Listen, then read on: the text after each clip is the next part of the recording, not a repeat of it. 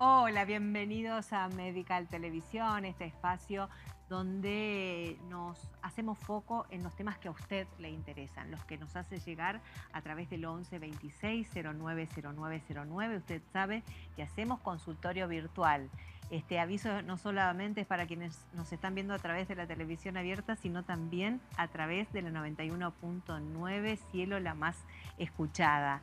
Hoy tenemos un programón, claro. Después nos puedes ver en las redes sociales, puede incluso repetir los bloques que le gustan porque estamos a modo de colección en YouTube en @medicaltvsalta. Así es que no hay excusas para seguirnos. También estamos los domingos al mediodía por la pantalla de Multivisión Federal. Hemos hecho un cambio de día allí. Les sugerimos también, si no pueden consumir este producto los días martes a las 14:30, seguirnos los domingos a la mañana por la pantalla de Multivisión Federal. Señor director, este programa es auspiciado por...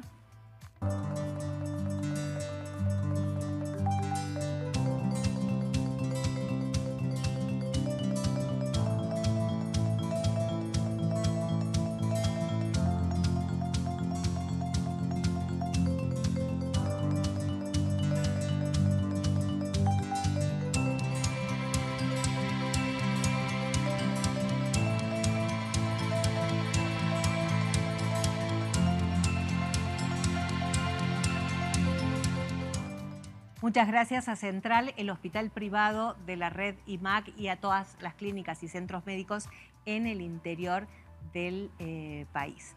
Bueno, vamos a hablar de urología. Atención, en este primer bloque ya está con nosotros el doctor Roberto Bayur. ¿Cómo le va, doctor? ¿Qué tal? ¿Cómo estás, Nora? Un gusto. Muchas gracias. Bienvenido a Medical Televisión, bienvenido a Salta, porque es nada, hace muy poquito tiempo que ha comenzado. ¿Se va a radicar en Salta? Ya estoy radicado, sí, ya sí, está, sí. pero Hace muy poquito, muy hace poquito. una semana, 10 días. Bueno, sí, qué bueno poder tenerlo en el piso. Bueno, muchas gracias. Hoy queríamos invitarlo porque sabemos que usted ha estado desarrollando su labor profesional con toda la tecnología disponible en el mercado en la República Argentina para cirugías urooncológicas.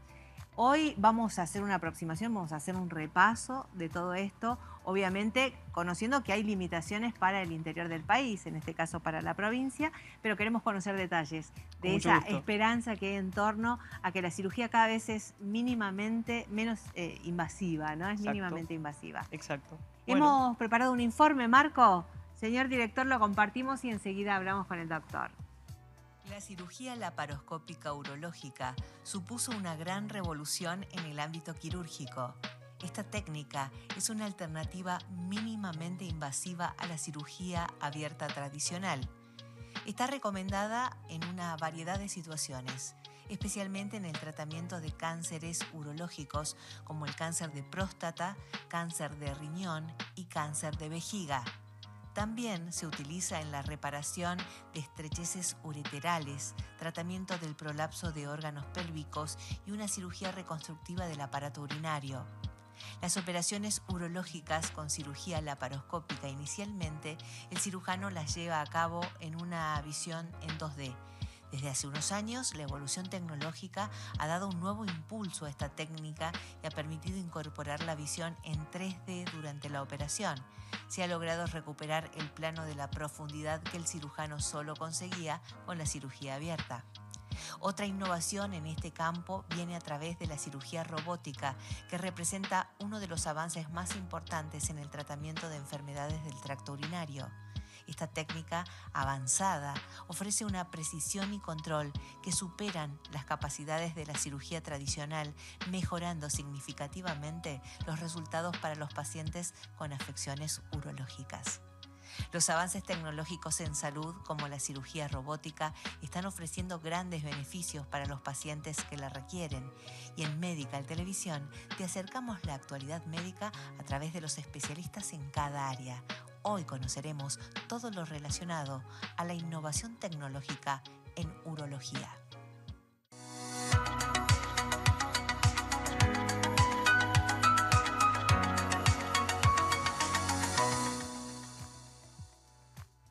Y enseguida el doctor Roberto Bachur va a despejarnos todas las dudas que tengamos en cuanto a esta innovación tecnológica. Pero antes quería preguntarle, doctor, ¿por qué los hombres son tan reticentes a la hora de ir al urólogo? Bueno, es una pregunta muy habitual que solemos recibir nosotros los urólogos. En primera instancia, la causa más principal es el prejuicio que tenemos nosotros los hombres culturalmente por un análisis o por un examen urológico, porque se extrapola directamente a un examen prostático digital, rectal, en el cual hoy en día, con el avance tanto de los estudios por imágenes como del laboratorio, nos permiten disminuir de alguna manera la necesidad de hacer este tipo de prácticas, y es importante comentarle esto a la población, que la población esté actualizada y sepa que no quiere decir un análisis o un examen urológico con un tacto rectal. Claro. Entonces, de alguna manera, disminuir el rechazo de los pacientes a la consulta. Doctor, ¿le pasa que llegan los pacientes al consultorio y le dicen, me va a tocar, doctor? ¿No? Exacto, ¿Sí? Exacto. Es como te decía recién, los pacientes ya tienen ese prejuicio de que apenas entran ¿no? Prejuicio, pudor y miedo a que apenas entran al consultorio urológico llevan un examen que necesita un tacto rectal. En general, si bien no se le quita el valor al examen dígito rectal prostático, hoy en día hay alternativas y hay otras técnicas que nos permiten de alguna manera estudiar la próstata con mejor calidad y llegar a una sospecha clínica sin necesidad de hacer un examen dígito rectal obligatorio. Bien. Ahora, creo que es más pudor que miedo al dolor, porque no hay dolor ahí, ¿no? No, es más pudor y más una sospecha de parte del paciente, pero no necesariamente de hecho no es doloroso en absoluto. Bien, y precisamente, doctor, a causa de este pudor que tienen algunos hombres, no los vamos a poner a todos en la misma bolsa, por supuesto, pero muchos, es que llegamos a casos que realmente son irreversibles, ¿no? No, exactamente. A ver, si hablamos principalmente del screening, del tamizaje, de la detección temprana del cáncer de próstata, en lo que en general se hace mayor publicidad, más que nada porque este cáncer de próstata no genera síntomas y requiere un diagnóstico precoz o un control precoz por parte de los hombres.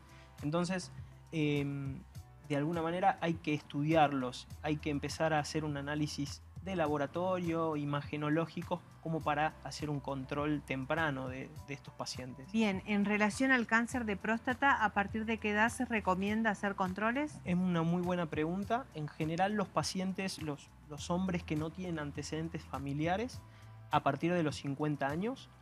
Los pacientes que tienen antecedentes familiares directos, se recomienda iniciar antes, a los 45 años, y eventualmente hay antecedentes de pacientes con mutaciones genéticas hereditarias, en los cuales tienen mayor riesgo de adquirir cáncer de próstata o otro tipo de cáncer, y se sugieren un screening o una detección temprana a partir de los 40 años. Bien, doctor, el cáncer de testículos es menos frecuente, pero estaba viendo algunas estadísticas, incluso de la Organización Mundial de la Salud, que avanza, que va creciendo en la población mundial. Por supuesto. A ver, primero es muy oportuno tu comentario porque estamos en el mes de la concientización del cáncer de testículo. Si bien tiene una incidencia muy baja en la población, es importante la concientización al respecto, el autoexamen, ya que es una patología que, diagnosticada en forma temprana y con un tratamiento oportuno, se puede curar. Y en cuanto al cáncer de vejiga, que también lo atienden ustedes los urólogos, sí, ¿no? También. El cáncer de vejiga tiene la particularidad de que, bueno, hay varios factores de riesgo que pueden predisponer al desarrollo de cáncer de vejiga. Sin embargo, es un hallazgo más sintomático. Ocasionalmente puede diagnosticarse por un estudio por imágenes, pero sin embargo se puede manifestar también por micción con sangre, orina con sangre, y que eso en general tiene su incidencia mayor a partir de los 50-60 años. Hemos tratado más de 700 afecciones a lo largo de estos 5 años de Medical Televisión. Nunca hablamos del cáncer de vejiga. Me estoy dando cuenta ahora en la entrevista. Es muy importante porque hay distintos estadios del cáncer de vejiga. bueno, es muy importante en la prevención de cáncer de vejiga recomendar cesar el tabaquismo, que es un factor de riesgo muy importante. Que uno no lo relaciona, porque uno habla de tabaco y habla de pulmón directamente, ¿no? Sí, también. Pero el cáncer de vejiga, el tabaquismo es uno de los factores de riesgo más importantes. Doctor, ¿y el vapor? También, por supuesto. A ver, el vapor forma parte de un tabaquismo también, de tabaco, así que también forma parte de un factor de riesgo al desarrollo del cáncer de vejiga. Bien, ¿también se recomienda controles periódicos o se espera los síntomas? En general no hay controles periódicos ni una detección temprana en el cáncer de vejiga. Sí forma parte dentro de los estudios clásicos y en general se diagnostica, como dije previamente, después de algún síntoma sospechoso, ¿sí? O signo o síntoma, como por ejemplo la hematuria, que es la micción con sangre. Ya me enganché con el tema, sé que lo trajimos para hablar de otra cosa, pero estaba pensando, ¿se puede vivir sin vejiga? Se puede vivir sin vejiga, sí. De hecho, una de las cirugías más complejas de urología se hace cuando hay un cáncer de vejiga, un diagnóstico de cáncer de vejiga, cuando ya se hace profundo dentro de la vejiga y no se extiende hacia otro lado, no da metástasis. Una de las indicaciones es la resección de la vejiga por completo. Bien, no se saca una porción nada más de la vejiga, sino se saca por completo. Y ahí es donde entra el arte del urólogo de poder proponer al paciente previo a la cirugía una reconstrucción urinaria. Esa reconstrucción urinaria puede ser tanto para conservar la misma fisiología miccional creando una nueva vejiga de intestino que se llama neovejiga, que se crea con intestino, o una derivación hacia la cavidad, hacia la pared abdominal, que sería como una colostomía, pero de orina en vez de materia fecal. Es maravilloso el tema, doctor. Lo vamos a invitar para que ampliemos en algún momento y hablamos exclusivamente de cáncer de vejiga. Les recordamos a nuestros televidentes que estamos a través del 11 26 09 09 09 en vivo para responder todas sus preguntas. Para eso está el doctor acá. Nosotros tratamos todos los temas médicos, siempre acompañados por un profesional médico que sea matriculado, pero además especialista en el tema que tratamos. Es el caso del doctor Bachur. Doctor, y si hablamos de innovación tecnológica, el avance en los últimos tiempos es enorme. Sí, el avance es muy grande tanto desde el área imagenológica como del área quirúrgica.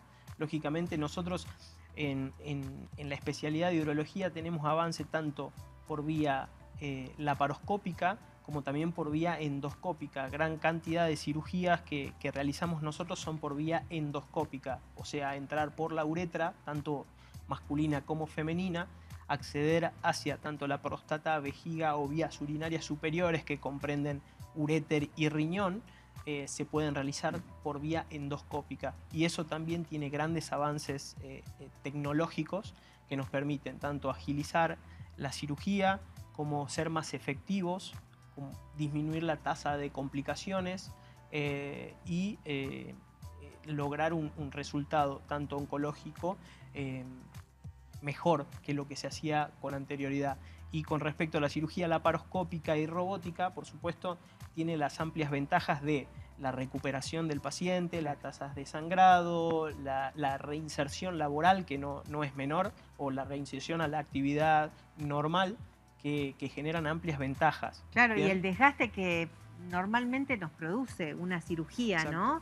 El estrés que nos somete. Sin dudas. Bueno, la cirugía laparoscópica hoy en día ya no es algo nuevo, no es algo novedoso, se hace hace muchos años.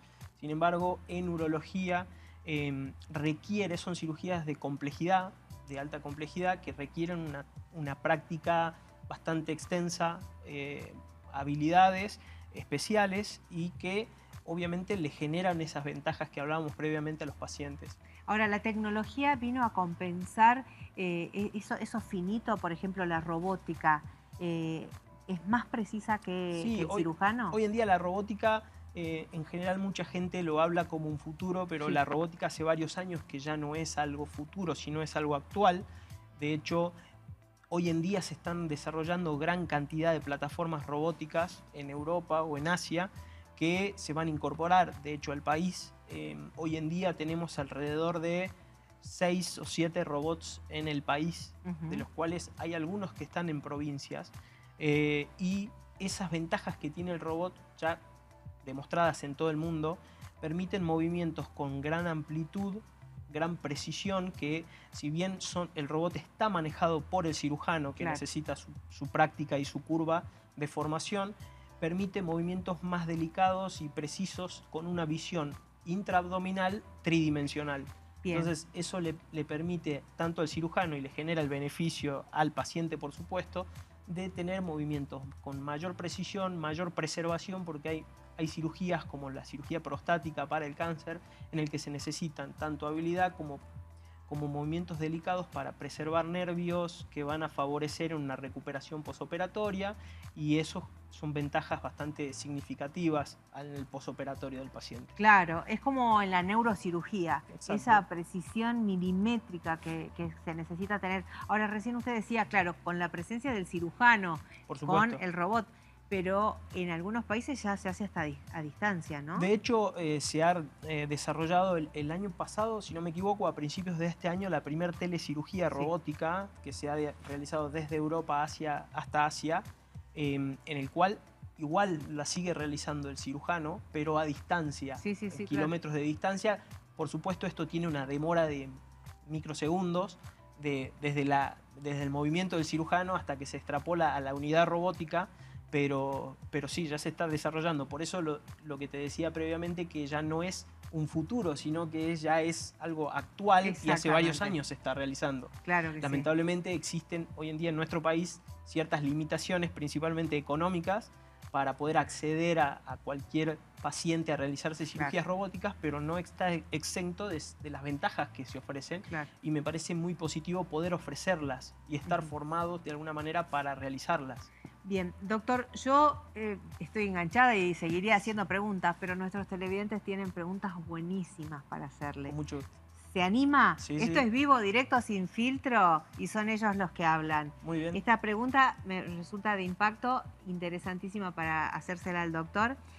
Doctor, ¿tiene alguna relación en tener relaciones sexuales o no con el problema de próstata? Mi hijo tiene 40 años con una discapacidad mental y nunca tuvo relaciones sexuales. ¿Puede enfermarse? Bien, primero tenemos que ser un poco más específicos cuando hablamos de problema de próstata. La próstata es una glándula que puede tener tanto problemas oncológicos como no oncológicos. Y dentro de los no oncológicos podemos hablar tanto de un agrandamiento prostático, que es una de las causas más comunes de consulta en nuestro ambiente, y también las inflamaciones o infecciones de próstata que se llaman prostatitis. Bien, si hablamos la relación de la próstata con las relaciones sexuales, en general lo tendemos a llevar más al ámbito de las prostatitis, de las inflamaciones de próstata, que sí se pueden dar, son un poco tediosas de tratar y demoran en recuperarse. Sin embargo, sí hay una relación. Entonces debería consultar a un profesional médico para obtener algún tipo de ayuda. En este caso, importantísimo, doctor, que podamos acercar esta información. Otra consulta, dice este paciente, me salieron verrugas genitales. Me dijeron que es por BPH o HPV. Sí. ¿Puedo hacer un tratamiento para eliminarlas o me daría cáncer? No. A ver. O sí me daría cáncer. El HPV es un virus, primero, que es de transmisión sexual. Gran parte de la población puede haber tenido un contacto con este virus. En general, en episodios de estrés o depresión puede manifestarse, o también puede ser espontáneamente. De alguna manera, la ventaja que tienen los hombres es que, como tienen los genitales externos, se pueden identificar estas verrugas, se manifiestan mediante verrugas, se pueden tratar, en general se tratan de acuerdo al tamaño y a la cantidad, se pueden tratar con topicación, y se puede sugerir la realización de vacunas, la aplicación de vacunas. A diferencia de las mujeres, que las mujeres, esa es la razón por la que se hacen los controles, los Papa Nicolau, las colposcopías. ¿Por qué? Porque los genitales están hacia el interior y no se lo pueden ver espontáneamente. Bien, acá Ramiro le pregunta, dice, tengo 52 años, ¿por qué no se vacía toda la vejiga cuando orino? Bueno, ¿y cómo sabe? Claro, en general lo normal es que se vacíe toda la vejiga cuando orina. Para eso nosotros en general hacemos estudios en los cuales uno de ellos es la ecografía con la evaluación de un residuo postmiccional, que es para ver realmente cuántos queda residual después de una micción, y eso puede deberse tanto a patología prostática o agrandamiento prostático, como también a una alteración de la vejiga misma, que la vejiga es un músculo. Así como un músculo puede fallar mediante una obstrucción que es la próstata, o puede tener una falla de base. Eso hay que estudiarlo. Bien, acá tenemos otra consulta para el doctor Roberto. Vio que ya lo tratan con confianza, mis televidentes. Mi hijo se golpeó en la parte genital, ¿no? No, bueno, no sé qué dice. Fue al médico, le pusieron una dipirona. Está bien, dice, fue un golpe. ¿Esto se puede complicar con el tiempo? En general, si es solo un golpe y mediante estudios no se ha visto ninguna lesión significativa, genera este golpe, interpreto genitales con testículos, sí. Genera una inflamación de este testículo por el traumatismo, pero si no ha tenido un trauma con ruptura de testículo ni sangrado espontáneo, no se extrapolaría al paso del tiempo. Pregunta para Reves. ¿Por qué duele tanto? ¿Por qué le duele tanto a los hombres cuando se golpean los genitales? Bueno, en general el testículo ya de por sí es un, es un órgano que es muy sensible de por sí y tiene mucha inervación, ¿bien? Y vasculatura. Y nada, es por eso principalmente. Pero no hay un factor exclusivo. No sé si los futbolistas por ahí actúan o llega a descomponerse en el momento del dolor. El trauma de testículos genera muchísimo dolor, ¿sí? Aún así, me ha tocado en mi práctica recibir muchos pacientes con traumatismos posteriores a colisiones de moto, sí. Que justo el tanque de la moto choca y se siente muchísimo el dolor, pero no hay un factor que justifique el dolor per se en el testículo, a diferencia de otros lugares. Bien, ¿es un dolor como agudo o puede agudo. Permanecer en el tiempo el golpe? A ver, si es por trauma, en general es un dolor agudo, sí. Bien, muy intenso, que también puede suceder cuando hay una torsión testicular, que genera muchísimo dolor porque se genera una isquemia, una falta de irrigación del testículo, y en general cuando es un dolor por inflamación puede perpetuar días o incluso semanas, demora en ceder esa inflamación del testículo. Bien, tengo muchas consultas de riñón, pero no es el área de suya, ¿o sí? No sé. A ver, a mi marido le detectaron cáncer en el riñón. El tumor estaba ocupando más de la mitad del riñón. En el centellograma no le salía en ningún lado más nada. Le sacaron el riñón derecho. ¿Usted cree que necesita verlo un oncólogo o seguir algún tratamiento? Sí, primero es una pregunta para mí, está muy bien dirigida. En principio, cuando se lo ha diagnosticado al tumor de riñón, en general el centellograma es un estudio más funcional, si es un centellograma renal, y se necesita un estudio que evalúe bien el riñón, como el tumor también, para evaluar siempre la posibilidad, siempre que sea factible o quirúrgicamente posible, se tiende a intentar realizar una cirugía parcial. Eso es muy importante aclararle a la población, que lo ideal es intentar de alguna manera realizar una cirugía parcial. ¿Qué quiere decir? Sacar exclusivamente el tumor preservando el riñón que queda sano, ¿sí? No el otro riñón, sino el mismo riñón que tiene compromiso, pero si existe la posibilidad técnica de hacerlo, se tiene que intentar resecar únicamente el tumor preservando el resto del riñón sano. Eso se llama nefrectomía parcial. Eso tiene amplias ventajas con respecto a retirar todo el riñón. Obviamente que no está mal retirar el riñón completo, siempre y cuando dependa de las características de ese tumor. Y con respecto a la necesidad de ver un oncólogo, habría que ser un poco más específicos en cuanto a la característica del tumor, la invasión de ese tumor.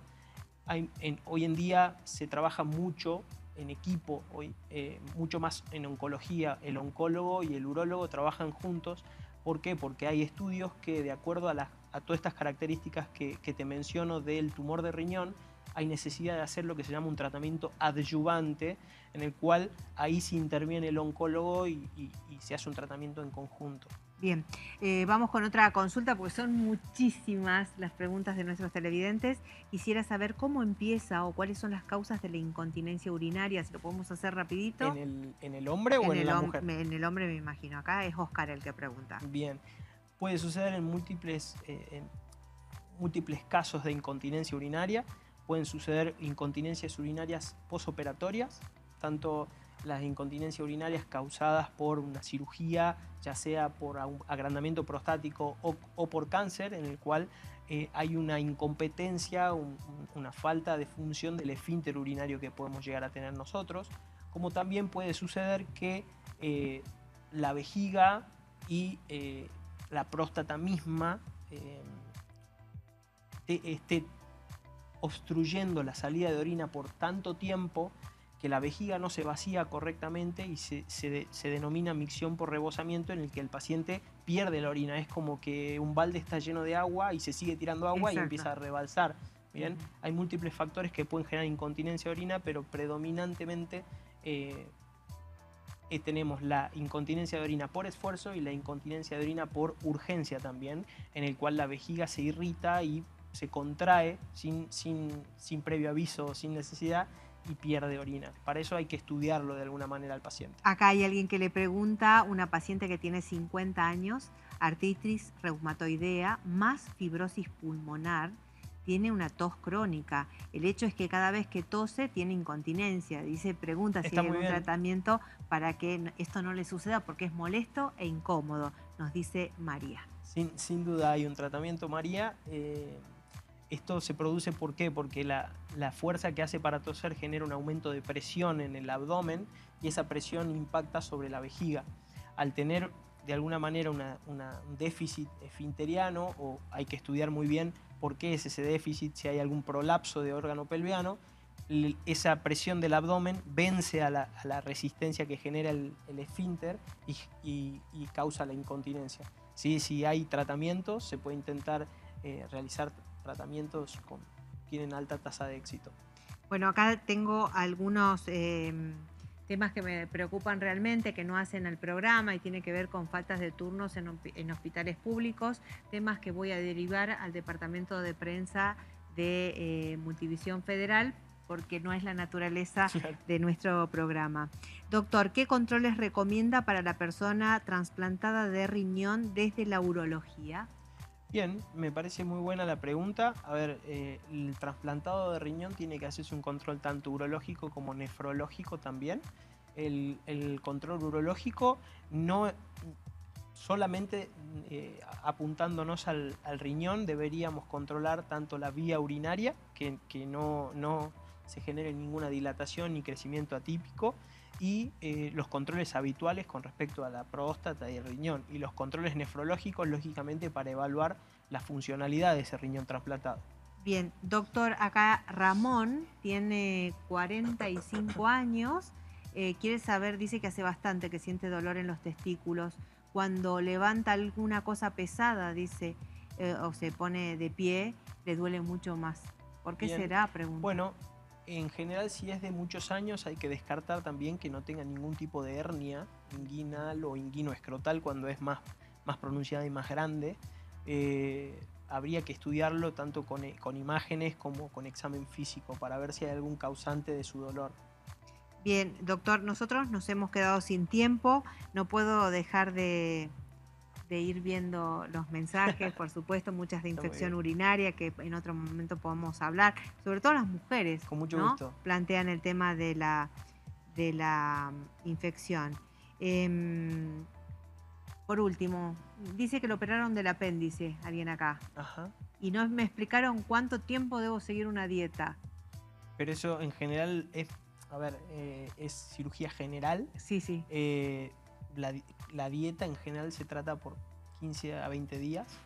Depende qué tipo de apendicitis tenía. Hay distintas variantes de apendicitis. Hay una apendicitis un poco más leves de alguna manera, por así decirlo, y algunas más graves. eso lo debería consultar con su cirujano. Bien, y la última, ahora sí, la última, porque ya tenemos nuestra próxima invitada en el piso. Dice que el papá de esta televidente tiene problemas para orinar, se tiene que sentar algunas veces para poder hacerlos, que en realidad esa es otra polémica que podemos hablar, porque ahora la tendencia es de los hombres es hacer pis sentado. Dice que se está tratando, le dan pastillas, pero la pregunta es, ¿afecta el alcohol y la mala alimentación? Sin duda el alcohol genera un impacto en la próstata, tanto el alcohol como el picante o la cafeína generan un impacto, de alguna manera inflaman la próstata. Sin embargo, si esto se perpetúa en el tiempo, posiblemente no solo sea por esos desencadenantes, sino también por un aumento del tamaño de la próstata, y hay ocasiones en las que la medicación no es suficiente y hay que intentar hacer algún procedimiento quirúrgico, posiblemente endoscópico. Ahora o sí, idealmente endoscópico. ¿Para el hombre es mejor hacer pis sentado o parado? Hoy en día no hay evidencia científica que genere, que haya un comparativo, ¿bien? Es más un comentario de la población, no hay un estudio científico que avale o que yo me pueda respaldar la respuesta mediante una evidencia científica.